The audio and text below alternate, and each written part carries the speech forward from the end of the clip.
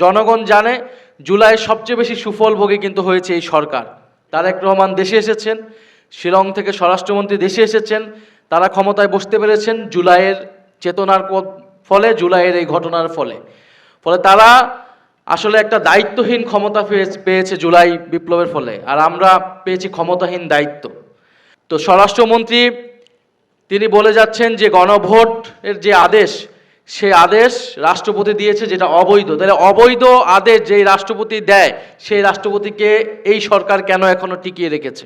সরকার স্পষ্টতই দ্বিচারিতা করছে।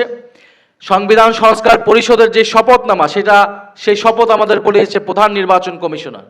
ফলে সেটা যদি সংবিধান বিরোধী হয়, প্রধান নির্বাচন কমিশনার সংবিধান বিরোধী কাজ করেছে, তাকে বিচারের আওতায় নেওয়ার জন্য সরকারের ভূমিকা বা সরকারের উদ্যোগ নেওয়া উচিত। সরকারের পক্ষ থেকে বলা হচ্ছে যে জুলাই চেতনা বিক্রি করে রাজনীতি করা যাবে না। তো জুলাই চেতনা কেউ বিক্রি করতে যাচ্ছে না। জুলাই চেতনা মুক্তিযুদ্ধের তথাকথিত চেতনার মতো কোনো চেতনা না, যেটার মাধ্যমে এই দেশে গুম খুন, দেশের টাকা লুটপাট হয়েছে, দেশে তিনবার ভোটাধিকার হরণ করা হয়েছে। বরং গত 50 বছর ধরে মুক্তিযুদ্ধের নামে আওয়ামী লীগ সেই রাজনীতি করেছে, এই দেশকে বিক্রি করার রাজনীতি করেছে, এই দেশের গণতন্ত্রকে হত্যা করার রাজনীতি করেছে, মানুষের অধিকার হরণের রাজনীতি করেছে, এবং সেই মুক্তিযুদ্ধে তথাকথিত চেতনার কথা এখন বর্তমান সরকার বিএনপির মুখেই আমরা সবচেয়ে বেশি শুনি। এবং নির্বাচনের কথা যদি বলেন, নির্বাচন সংবিধান অনুযায়ী হয়নি। নির্বাচন জুলাই বিপ্লবের ফলে মানুষের যে সার্বভৌম আকাঙ্ক্ষা তৈরি হয়েছে এবং যে আদেশ দেওয়া হয়েছিল, সেই আদেশের ভিত্তিতে নির্বাচন এবং গণভোট দুইটি হয়েছে।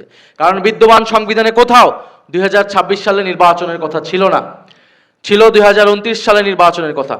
ফলে সরকারকে বুঝতে হবে জুলাই বিপ্লবের 5ই আগস্টের পর দিয়ে যে ধারাবাহিকতা, সেটা কেবল সংবিধানের ভিতর থেকে ব্যাখ্যা করা সম্ভব নয়, সেটা জুলাই বিপ্লবে জনগণের যে আকাঙ্ক্ষা তার মধ্য দিয়ে ব্যাখ্যা করতে হবে। সেই আকাঙ্ক্ষাই ছিল রাষ্ট্রের আমূল কাঠামো সংস্কার, নতুন বাংলাদেশ গঠন এবং দেশের সার্বভৌম পররাষ্ট্রনীতি প্রতিষ্ঠা করা। রাজনৈতিক এবং বিভিন্ন ধর্মীয় সংগঠনের প্রতিনিধি যারা এসেছেন, তাদের প্রতি ধন্যবাদ এবং কৃতজ্ঞতা জানাচ্ছি। আমাদের আজকের এই আয়োজনের বা ওলামা অ্যালায়েন্স কর্তৃক আয়োজনের মূল উদ্দেশ্যটা ছিল যে এই জুলাই বিপ্লবে আজকে 2 বছর পালিত হচ্ছে। 2 বছর পরে আমরা গণ অভ্যুত্থান বা বিপ্লবে যত ধরনের অংশীদার যুক্ত হয়েছিল, আমরা তাদের সকল অংশীজন বা তাদের ভূমিকাটাকে আমরা আলাদাভাবে পর্যালোচনা করে তাদেরকে শ্রদ্ধাভরে স্মরণ করছি। সেটার ধারাবাহিকতায় আপনারা আলোচনায় দেখেছেন যেভাবে 18, 19 জুলাই, 20 জুলাই যখন পাবলিক বিশ্ববিদ্যালয় বন্ধ হয়ে গিয়েছিল, তখন 2টা শক্তি এই জুলাই বিপ্লবকে আবার জাগিয়ে তুলেছিল, মানুষের মধ্যে আশার সঞ্চার করেছিল। একটা হচ্ছে প্রাইভেট বিশ্ববিদ্যালয়ের শিক্ষার্থীবৃন্দ, আর একটা হচ্ছে মাদ্রাসার শিক্ষার্থীবৃন্দ। এবং 2013 সালের আন্দোলন, প্রাইভেট বিশ্ববিদ্যালয়ের ভ্যাট বিরোধী আন্দোলন, 2018 সালের কোটা সংস্কারের এবং নিরাপদ সড়ক আন্দোলন, এই সকল কিছুর সম্মিলিত একটা রূপ, অর্থাৎ এই যে বৃহত্তর ছাত্রদের মধ্যে একটা বৃহত্তর ঐক্য তৈরি হইলো, এটার গত 8-10 বছরের ধারাবাহিকতায় আমরা পেয়েছি। তো ছাত্র সমাজের মধ্যে এই ঐক্য এসেছিল। আমরা মনে করি দেশের যে কোনো সংকটে, জাতীয় যে কোনো সংকটে এই ঐক্য থাকবে জুলাই বিপ্লবকে বাঁচিয়ে রাখার প্রশ্নে। আমাদের এখানে অতিথিরাও বক্তব্য দিয়েছেন। আমাদের আলেম সমাজ, আমাদের ওলামায়ে কেরামের যে দীর্ঘ লড়াই এই ভূমিতে, এই বঙ্গের মাটিতে, সেই ব্রিটিশ বিরোধী সংগ্রাম থেকে আমাদের স্বাধীনতা সংগ্রাম সহ এদেশের সকল গণতান্ত্রিক সংগ্রামে, দেশের মানুষের পক্ষের সংগ্রামে, অধিকারের পক্ষে, শুধুমাত্র ওলামার সমাজের পক্ষের আন্দোলন না, বরং জাতীয় যে আন্দোলনগুলো ছিল সব কিছুতেই আমাদের স্বাধীনতা সার্বভৌমত্বের আন্দোলনে আমাদের ওলামায়ে কেরামের ভূমিকা ছিল, মাদ্রাসা শিক্ষার্থীদের ভূমিকা ছিল।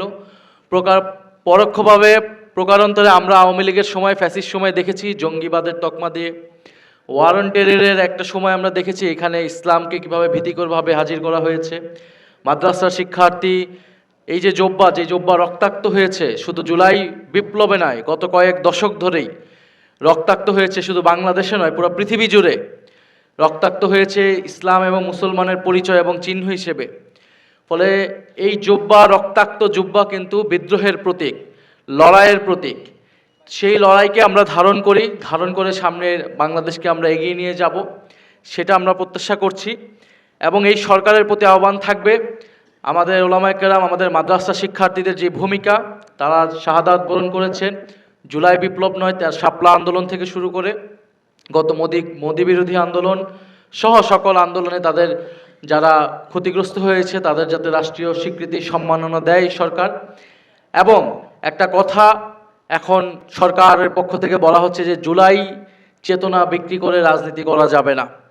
তো জুলাই চেতনা কেউ বিক্রি করতে যাচ্ছে না। জুলাই চেতনা মুক্তিযুদ্ধের তথাকথিত চেতনার মতো কোনো চেতনা না, যেটার মাধ্যমে এই দেশে গুম খুন, দেশের টাকা লুটপাট হয়েছে, দেশে তিনবার ভোটাধিকার হরণ করা হয়েছে।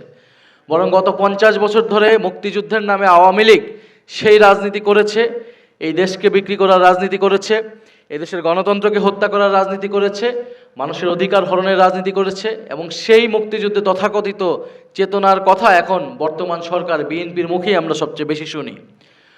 ফলে জুলাই বিপ্লবের যেই আমাদের আকাঙ্ক্ষা ছিল, যে প্রতিশ্রুতি ছিল জনগণের কাছে, নতুন বাংলাদেশ, বৈষম্যহীন বাংলাদেশ, আমাদের রাষ্ট্রের সংস্কার, প্রতিষ্ঠানগুলোর সংস্কার, সেই সংস্কারগুলো যদি আমরা চাইতে যাই, এটাকে জুলাই চেতনা বিক্রি যদি সরকার বলতে চায় তারা বলতে পারে, কিন্তু জনগণ জানে জুলাইয়ের সবচেয়ে বেশি সুফলভোগী কিন্তু হয়েছে এই সরকার।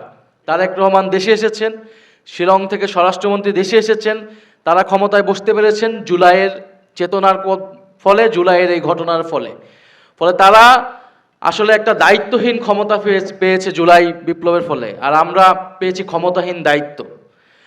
তো স্বরাষ্ট্রমন্ত্রী তিনি বলে যাচ্ছেন যে গণভোটের যে আদেশ, সেই আদেশ রাষ্ট্রপতি দিয়েছে, যেটা অবৈধ। তাহলে অবৈধ আদেশ যেই রাষ্ট্রপতি দেয়, সেই রাষ্ট্রপতিকে এই সরকার কেন এখনো টিকিয়ে রেখেছে?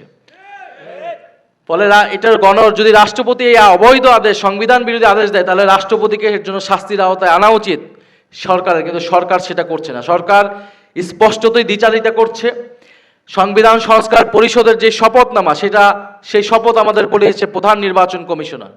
ফলে সেটা যদি সংবিধান বিরোধী হয়, প্রধান নির্বাচন কমিশনার সংবিধান বিরোধী কাজ করেছে, তাকে বিচারের আওতায় নেওয়ার জন্য সরকারের ভূমিকা বা সরকারের উদ্যোগ নেওয়া উচিত, কিন্তু সরকার সেটা কিছুই করছে না। এবং নির্বাচনের কথা যদি বলেন, নির্বাচন সংবিধান অনুযায়ী হয়নি। নির্বাচন জুলাই বিপ্লবের ফলে মানুষের যে সার্বভৌম আকাঙ্ক্ষা তৈরি হয়েছে এবং যে আদেশ দেওয়া হয়েছিল, সেই আদেশের ভিত্তিতে নির্বাচন এবং গণভোট দুইটি হয়েছে। কারণ বিদ্যমান সংবিধানে কোথাও 2026 সালে নির্বাচনের কথা ছিল না, ছিল 2029 সালে নির্বাচনের কথা। ফলে সরকারকে বুঝতে হবে জুলাই বিপ্লবের 5ই আগস্টের পর দিয়ে যে ধারাবাহিকতা, সেটা কেবল সংবিধানের ভিতর থেকে ব্যাখ্যা করা সম্ভব নয়, সেটা জুলাই বিপ্লবের জনগণের যে আকাঙ্ক্ষা তার মধ্য দিয়ে ব্যাখ্যা করতে হবে। সেই আকাঙ্ক্ষাই ছিল রাষ্ট্রের আমূল কাঠামো সংস্কার, নতুন বাংলাদেশ গঠন এবং দেশের সার্বভৌম পররাষ্ট্রনীতি প্রতিষ্ঠা করা। ফলে স্বরাষ্ট্রমন্ত্রী এবং বর্তমান সরকার সংবিধান সংশোধনের কমিটির নামে যেই প্রহসন করছে, সেই প্রহসন থেকে সরে এসে দ্রুত সময়ের মধ্যে গণভোটের গণরায় বাস্তবায়ন করার জন্য আমরা আহ্বান জানাচ্ছি। না হলে ওলামা অ্যালায়েন্স সহ জুলাই বিপ্লবের সকল অংশীদার, সকল শহীদদের নিয়ে আমরা ঐক্যবদ্ধভাবে রাজপথের আন্দোলন গড়ে তুলতে বাধ্য হব। আমরা অলরেডি সেই রাজপথের আন্দোলনের মধ্যে আছি, কিন্তু আমরা চাই সংসদে আলোচনার মাধ্যমে, এখনো সময় আছে, সরকার যাতে দ্রুত সময়ের মধ্যে এটা সমাধান করে। আপনারা যারা আজকে উপস্থিত হয়েছেন, আপনাদের প্রতি আবারও কৃতজ্ঞতা এবং ধন্যবাদ জানাচ্ছি। আসসালামু আলাইকুম ওয়া রাহমাতুল্লাহ।